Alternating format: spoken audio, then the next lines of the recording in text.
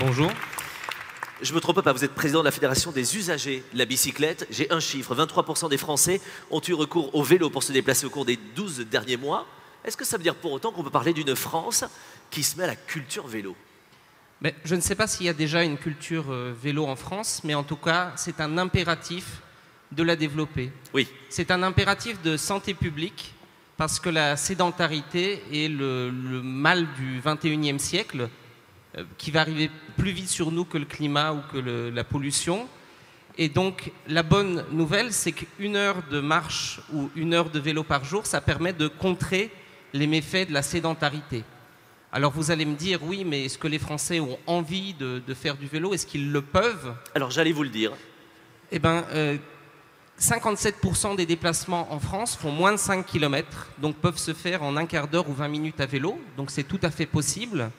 Et nous avons lancé une enquête un peu pour objectiver les freins à cette pratique, et on a eu 113 000 réponses, alors qu'il y avait 35 questions, donc une contribution très massive, une des plus massives aux assises de la mobilité.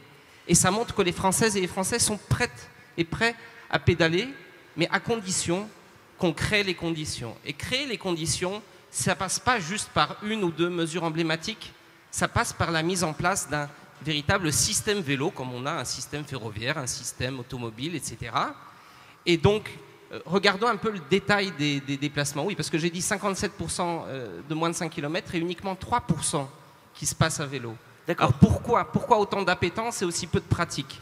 Ce que nous disent les Françaises et les Français, c'est que ils ont besoin d'aménagements séparés, 80% le demandent.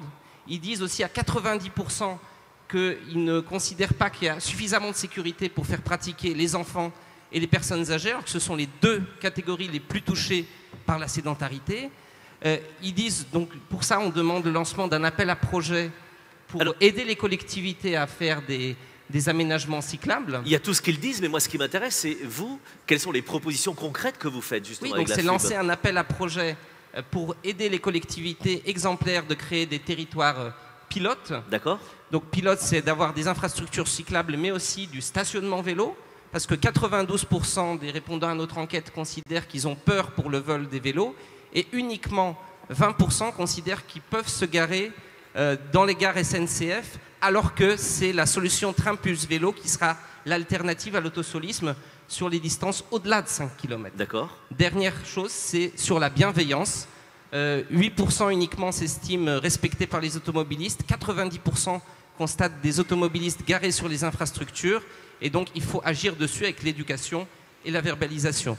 Pour conclure finalement ce qu'on demande, c'est un vrai plan vélo qui soit assumé, il faut expliquer aux Français pourquoi on le fait, qui soit sincère et financé avec notamment un fonds vélo de 200 millions d'euros par an qui va permettre d'accompagner les collectivités, d'accompagner la SNCF sur le stationnement, etc.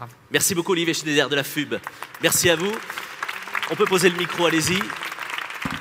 Alors, parmi toutes les questions que vous posez cet après-midi et sur le mur des SMS que je reçois, alors une, c'est on a beaucoup critiqué la voiture ces dernières années dans son rapport à l'écologie, mais entre les voitures plus propres, les logiques de partage et le véhicule autonome,